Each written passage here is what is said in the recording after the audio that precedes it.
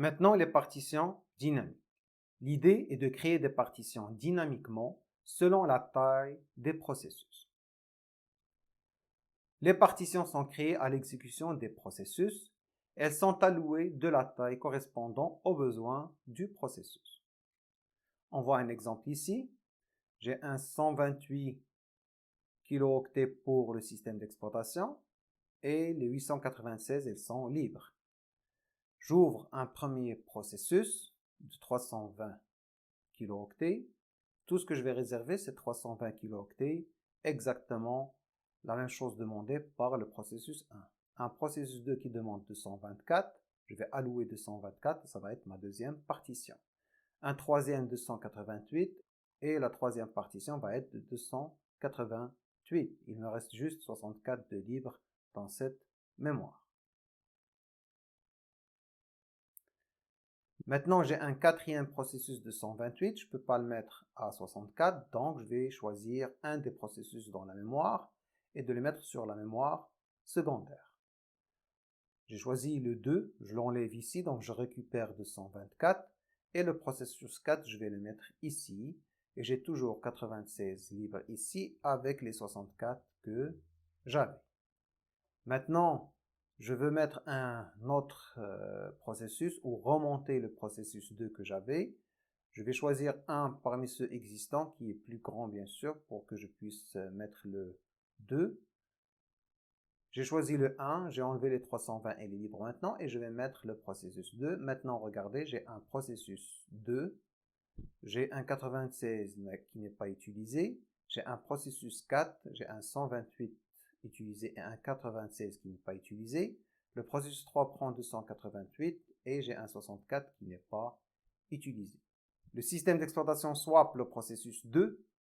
Pour comprendre c'est quoi un swap, ici, quand je voulais mettre le processus 4, j'avais pas de place, alors j'ai choisi de prendre le processus 2 et le mettre sur une mémoire secondaire. C'est les premières pistes du disque dur et comme ça l'accès est plus rapide pour le remonter à la mémoire.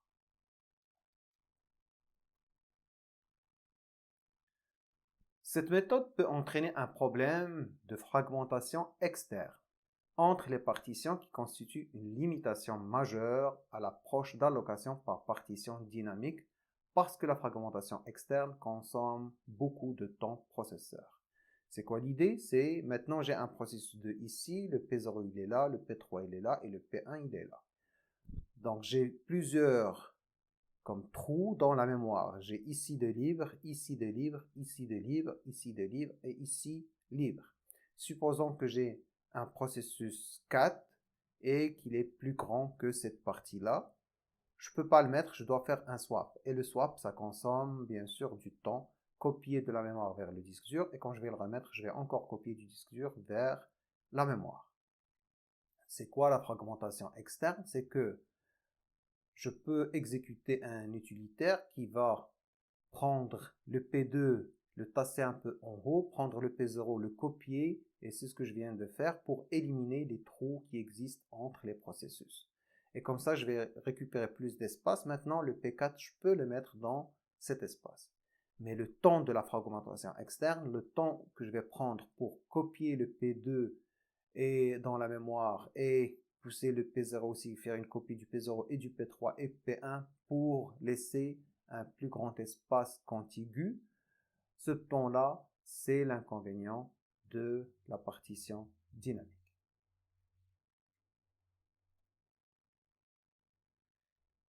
Les algorithmes de compaction sont coûteux. Les algorithmes pour copier le P0, le faire monter en haut, le P2 aussi pour enlever les trous entre les partitions. Ce qui a motivé la recherche d'un algorithme de placement plus efficace, minimisant la fragmentation. On retrouve les trois méthodes suivantes, les trois algorithmes suivants. Le first fit, on place le processus dans le premier bloc qui peut contenir ce dernier. Le best fit, on place le processus dans le plus petit bloc pouvant le contenir. Le next fit, on place le processus dans le premier bloc suivant le dernier alloué pouvant contenir ce processus.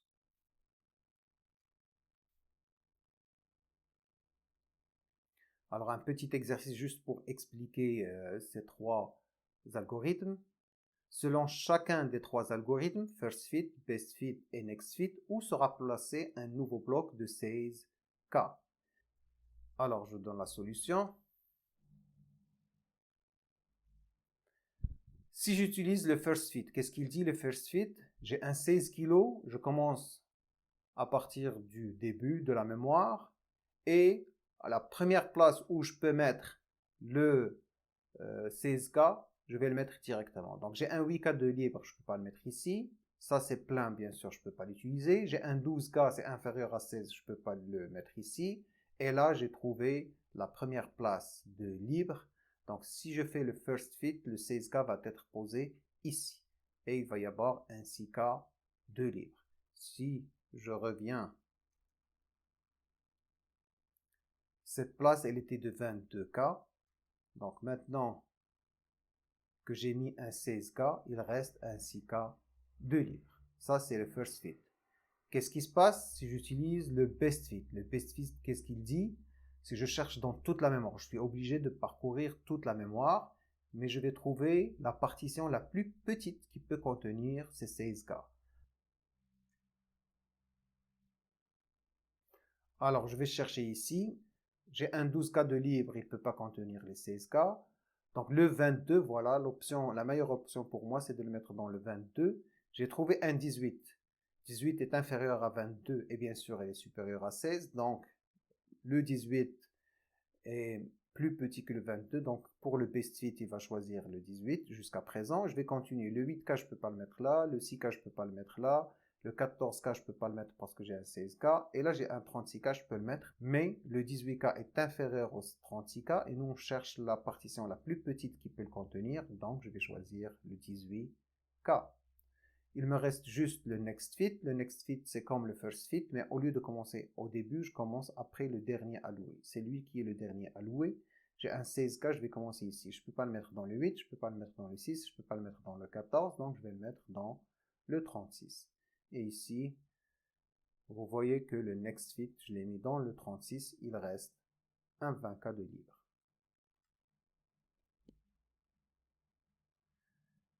Il y a une méthode qui s'appelle l'allocation par bourgeonnement. Avec les partitions fixes, le problème c'était qu'elle limite le nombre de processus qu'on peut avoir dans la mémoire. Le problème avec la partition dynamique, c'est la fragmentation externe qui est difficile à maintenir et je vais gaspiller du temps à faire une compaction. La méthode connue par système de Bourgeon constitue un bon compromis pour contrecarrer les problèmes liés aux méthodes précédentes. L'algorithme d'allocation par bourgeonnement fonctionne avec des partitions variables qui peuvent au besoin être subdivisées ou fusionnées les unes avec les autres. Ainsi, même si la taille de partition est variable et inégale, elle reste contrôlée dans le sens qu'une partition ne peut être que la taille d'une puissance de 2. Un exemple ici, nous avons 1 méga de mémoire libre et on vient de recevoir une requête pour un processus de 100K. Cette méthode consiste à diviser par 2 jusqu'à ce que je trouve la plus petite partition qui peut prendre le processus que je veux mettre dans la mémoire. Donc le 1 méga, je vais le diviser en 2 et je vais avoir une partie de 512 et une partie de 512K. Je peux encore faire une division et là je vais avoir un 250K et un 250K. Je peux encore faire une division et je vais avoir un 128K et un 128K. Est-ce que je peux encore diviser? Si je divise, c'est 60K et je ne peux pas mettre les 100 dans 60K, donc je vais m'arrêter et je vais prendre une partition de ce que je viens de créer. Là, regardez, j'ai créé 1, 2, 3, 4. Je vais prendre bien sûr la plus petite, 128K, et je vais mettre les 100K. Maintenant, le 100K, je le mets ici. Ça, c'est pour répondre à la première requête. On reçoit maintenant une requête pour un nouveau processus de 240K. Avant de diviser, je vais aller chercher est-ce que j'ai une partition qui peut prendre directement le 240. Alors, est-ce que je peux le mettre dans le 128? Non. Est-ce que je peux le mettre dans 256 sans la diviser? Oui. Donc, je vais le mettre directement ici. Maintenant, je reçois une requête pour le 64K. Et la première chose, bien sûr, chercher est-ce que je peux le mettre directement sur une partition. Est-ce que ici, elle est utilisée? Ici, j'ai un 128, donc je peux faire une division. Et je vais chercher déjà, est-ce que j'ai pas une autre qui est déjà inférieure à 128 et qui peut prendre les 64. Ici, elle est utilisée. Ici, j'ai un 512. Je ne vais pas diviser 512, mais je vais diviser la plus petite qui était à 128. Je la divise sur 2, j'ai un 64. Et c'est là que je vais mettre mon nouveau processus. J'ai une autre demande pour le 256K. Je ne peux pas le mettre dans 64K, il me reste juste le 512. Est-ce que je peux faire une division? Oui, je peux diviser et je vais le mettre dans une des deux partitions que je viens de créer. Maintenant, j'ai un release, je veux libérer B. B, il était ici, donc je vais venir ici et je vais le libérer. Dans cette méthode de bourgeonnement, dès que je libère une partition, je check s'il y a une partition adjacente de la même taille. Comme ça, je les fusionne directement. Et c'est comme ça que j'évite les trous et que j'évite la fragmentation externe. Ici, 256 est vide, mais les 256 que j'avais avant, il est toujours occupé, donc je ne peux pas fusionner, je vais continuer. J'ai un release A, je dois libérer A. Je viens libérer A. Est-ce que la partition juste à côté de 128 est libre pour que je puisse faire une fusion? Non. Alors, je continue. J'ai une nouvelle requête d'ajouter un nouveau processus de 75K. Est-ce que je peux l'ajouter dans le 64? Non. Est-ce que je dois diviser le 256?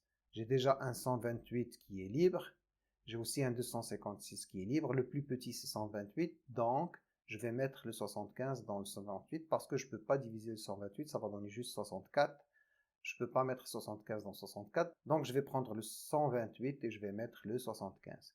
Regardez ici, même si j'ai juste un 75, c'est le 128 qui est occupé parce que je ne peux pas utiliser le reste pour un autre processus. Pour moi, il est occupé. Maintenant, release C, je dois vider le C.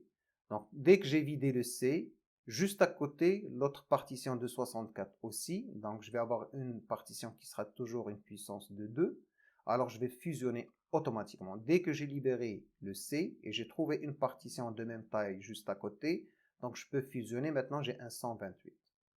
Maintenant, je release E. Je release E, c'est 128 avec un 128 juste à côté qui est libre. Donc, je vais avoir un 256 de libre. Mais j'ai un 256 de libre et un autre 256 de libre. Je vais faire la fusion encore et j'ai un 512 de libre. Vous voyez comment est-ce que j'évite d'avoir des petits trous. Et à chaque fois que je peux fusionner, je fusionne. Et c'est toujours des grandes partitions que j'ai dans la mémoire et pas des petites. Maintenant, release D. Je release le D. J'ai un 256 de libre avec un 256 de libre, ça va être un 512. Et j'ai un 512 de libre avec 512 de libre, donc je vais avoir un 1 méga de libre.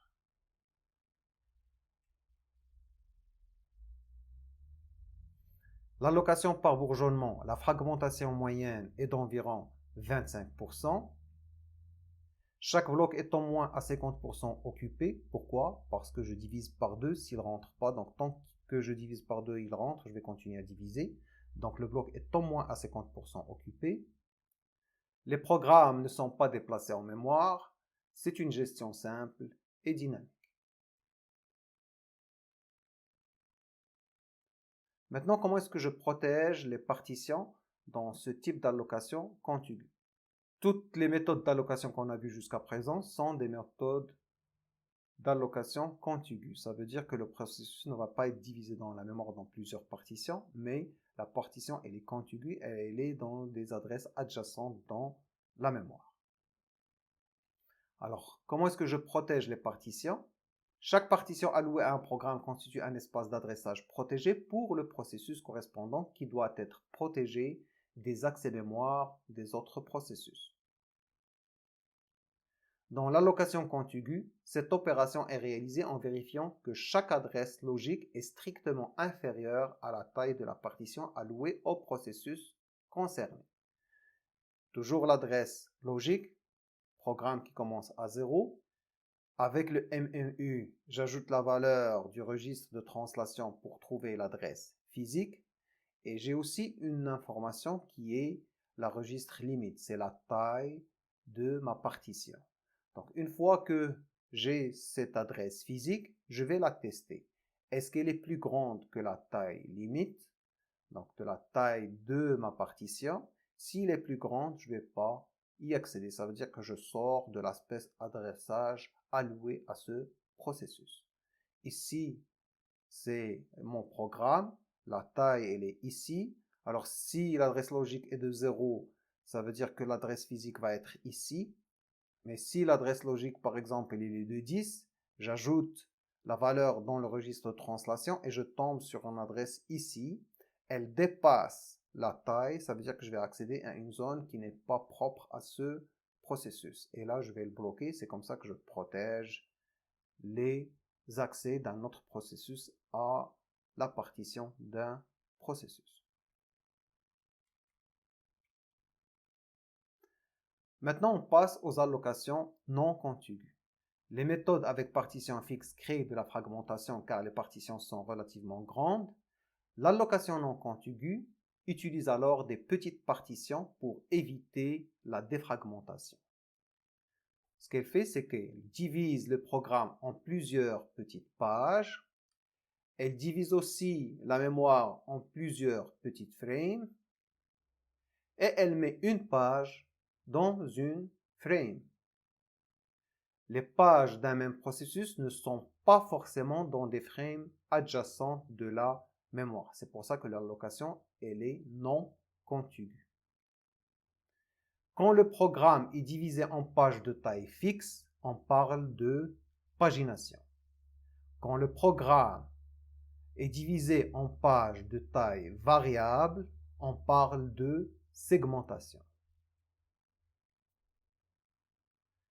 Si on parle de la pagination maintenant, soit trois processus A, B et C qui occupent respectivement 4, 3 et 4 pages, ça veut dire que le processus A, il a été découpé en 4 pages, le processus B, il est découpé en 3 pages et le processus C est découpé en 4 pages. Et comme vous voyez ici, nous avons découpé la mémoire en 15 frames, de 0 jusqu'à 14.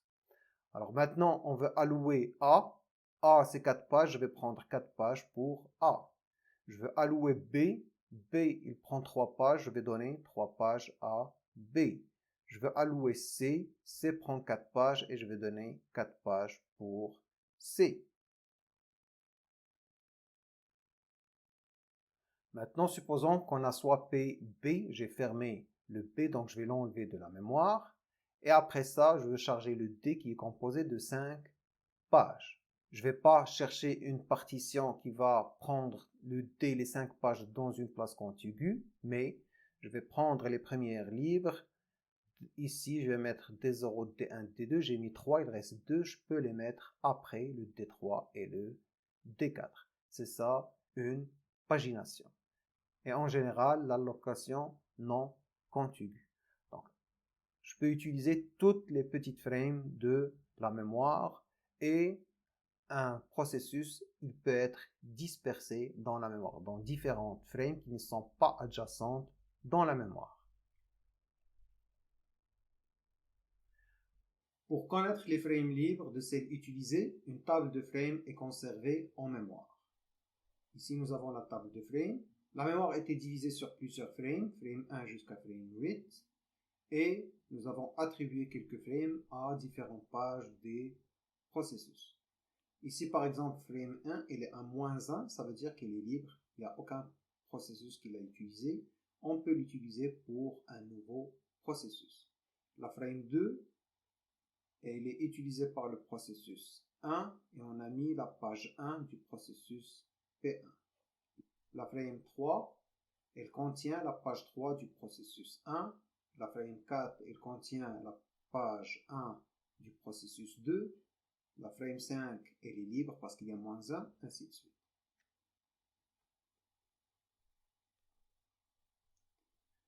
Pour pouvoir convertir l'adresse logique en adresse physique, chaque processus doit conserver sa propre table de pages ainsi qu'une adresse paginée pour chaque octet.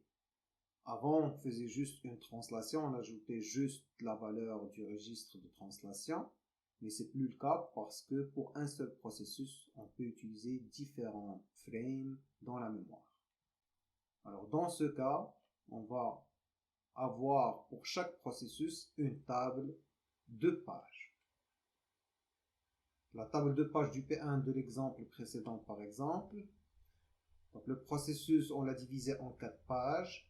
Et la page 1, elle est dans la frame 2. La page 2, elle est dans la frame 6. La page 3, elle est dans la frame 3. Et la page 4, elle est dans la frame 7. Une adresse paginée est constituée de numéro de page P à laquelle l'octet appartient, déplacement D relativement au début de la page. Donc, si on veut aller accéder à une variable, on doit d'abord trouver elle est sur quelle page. Elle est sur la page 2 par exemple. Et dans la page 2, c'est comme si on commence à 0.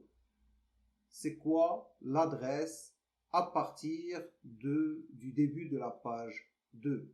Donc, si vous voulez une adresse d'une variable, elle va avoir l'adresse de la page et juste à côté un décalage pour trouver la variable dans la frame sur laquelle la page est écrite.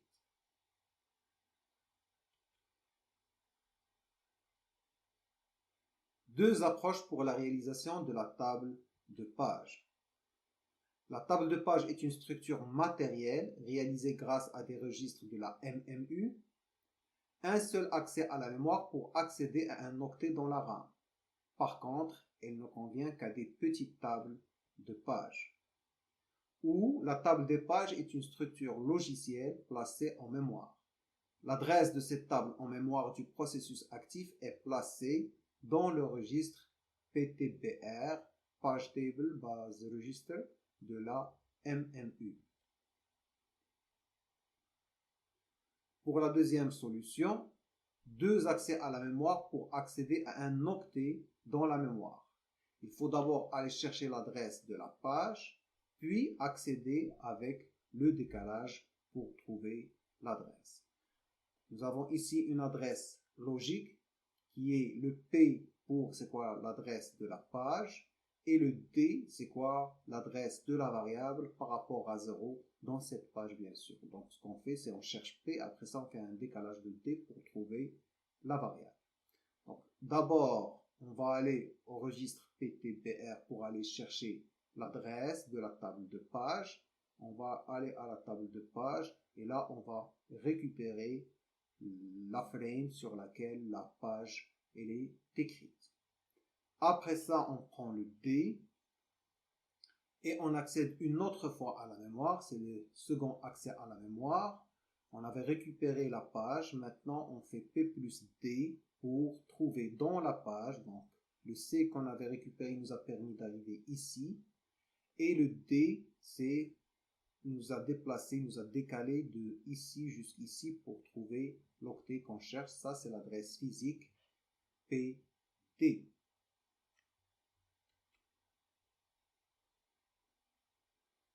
Pour accélérer les accès à la mémoire, un cache associatif, le TLB, Look Aside Buffers, peut être utilisé. Il contient les couples P,C les plus récemment accédés. On avait un premier accès à la mémoire juste pour aller chercher l'adresse de la frame de la page dans la mémoire. Une fois qu'on va le faire, on va l'ajouter dans le TLP. C'est un cache associatif. Donc si une deuxième fois je veux aller chercher cette adresse, avant d'aller chercher le C dans la table des pages, le premier accès, je peux chercher dans mon cache associatif, est-ce que je n'ai pas accédé récemment à ce P, alors j'ai déjà le C. Si c'est le cas, je vais accéder avec un seul accès à la mémoire et ça va être juste le C que je récupère ici plus le D que j'ai déjà. Donc ça va être un seul accès à la mémoire, ça va être plus rapide.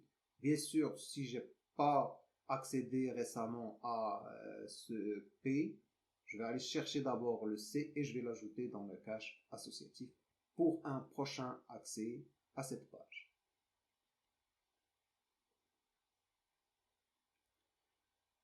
Des bits de protection, classiquement 3 bits, sont associés à chaque page de l'espace d'adressage du processus. Nous avons vu qu'on protégeait l'accès aux partitions dans les allocations contiguës en comparant l'adresse à la taille de la partition. Comment est-ce qu'on va faire maintenant alors que le processus il est dans différentes zones de la mémoire, dans différentes frames de la mémoire, il n'est pas contigu. Alors ce qu'on fait, c'est qu'on ajoute 3 bits pour chaque page. Ces bits, ils définissent les autorisations d'accès. Est-ce que j'ai le droit de lire? Est-ce que j'ai le droit d'écrire? Et est-ce que j'ai le droit d'exécuter? Dans ma table de pages, je vais avoir mes pages, les frames sur lesquels elles sont dans la mémoire, et aussi, est-ce que j'ai accès à lire, à écrire et à exécuter. Par exemple, la page 1, elle est dans la frame 2 et j'ai juste un droit de lire. La page 2, elle est dans la frame 6 et j'ai le droit de lire et d'écrire. La page 3, elle est dans la frame 3 et je peux lire et exécuter, je ne peux pas écrire. Maintenant, la deuxième méthode d'allocation non contiguë est la segmentation. La segmentation est un découpage de l'espace d'adressage qui cherche à conserver l'image que le programmeur a de son programme. On a dit que la segmentation, c'est comme la pagination, sauf que les tailles des frames, il n'est pas fixe. Donc, on donne la possibilité au programmeur de découper la mémoire selon les composantes de son programme. Il va créer un segment pour les données, un segment pour les fonctions, un segment pour la pile et un segment pour le programme principal. Ça, c'est la vue de l'utilisateur qu'il a de son programme et il a segmenté la mémoire de la même vue qu'il a. L'espace d'adressage est similaire à celui de la pagination. Pour remédier à la fragmentation externe, la pagination et la segmentation peuvent être combinées. On peut paginer les segments. Maintenant, je reviens pour expliquer la mémoire virtuelle. Pour un bon taux d'utilisation du CPU, il faut charger la mémoire par plusieurs programmes.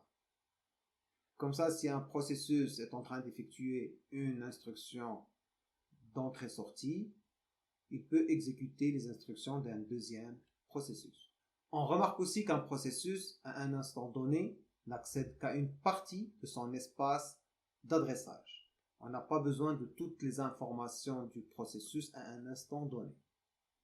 Pour charger encore plus de programmes à la mémoire, le principe de mémoire virtuelle est utilisé. Il consiste à ne charger à un instant donné que la partie couramment utile de l'espace d'adressage. Pour que le CPU puisse savoir si une page est chargée en RAM, un bit de validation V est ajouté aux tables de pages. Il est à 1 quand la page est chargée en mémoire. La table de page va contenir aussi un V qui dit si la page elle est chargée dans la frame ou pas.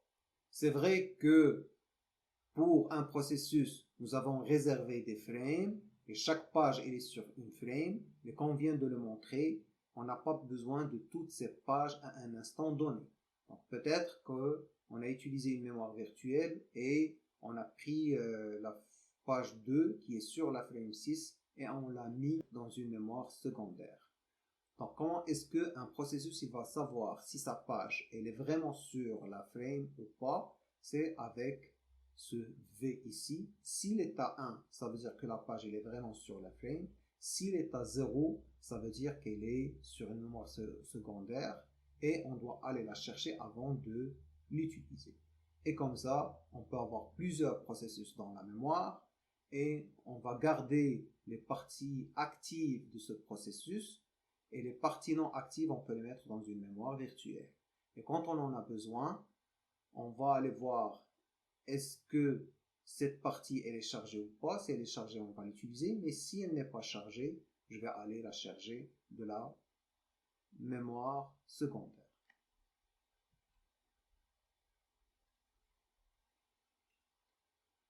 Alors la mémoire virtuelle, quand le CPU veut utiliser une page qui n'est pas chargée en mémoire, il va y arriver ce qu'on appelle un défaut de page. Alors il va lire dans la table de page que la page qu'il cherche il est sur la frame 6 par exemple, mais il va lire aussi le V. S'il trouve le V à 0, ça veut dire qu'il y a un défaut de page. Il a besoin d'une page qui n'est pas dans la mémoire centrale, elle n'est pas dans la RAM, elle est dans une mémoire secondaire. Alors ce qu'il va faire, bien sûr, il va aller la charger et après ça, il va l'utiliser.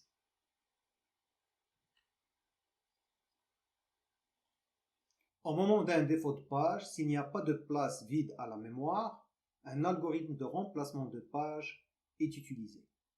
Tout simplement, c'est laquelle des pages dans la mémoire que je vais enlever de la mémoire et la mettre à la mémoire secondaire. Bien sûr, il faut bien choisir parce que si j'en ai besoin juste après, je vais faire beaucoup d'allers-retours entre la mémoire centrale et la mémoire secondaire.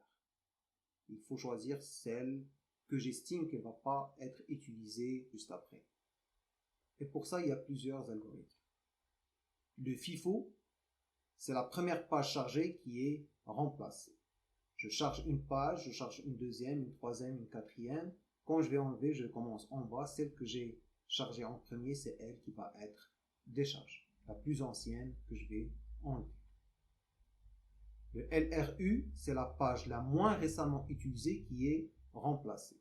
Je vais voir par exemple dans les 3 dernières secondes ou dans un intervalle de temps, c'est quoi les pages que j'ai utilisées. Ceux que j'ai utilisés récemment, je vais les laisser. Et celles que je n'ai pas utilisées, c'est ces pages-là que je peux enlever. LFU et MFU, c'est la page la moins ou la plus fréquemment utilisée qui est remplacée. Il existe par exemple 10 pages dans la mémoire. La page 10, je l'ai utilisée 9 fois. La 8, je l'ai utilisée 100 fois. Mais la 3, je l'ai utilisée juste une fois. Donc la 1, c'est la moins fréquemment utilisée, c'est elle que je vais enlever.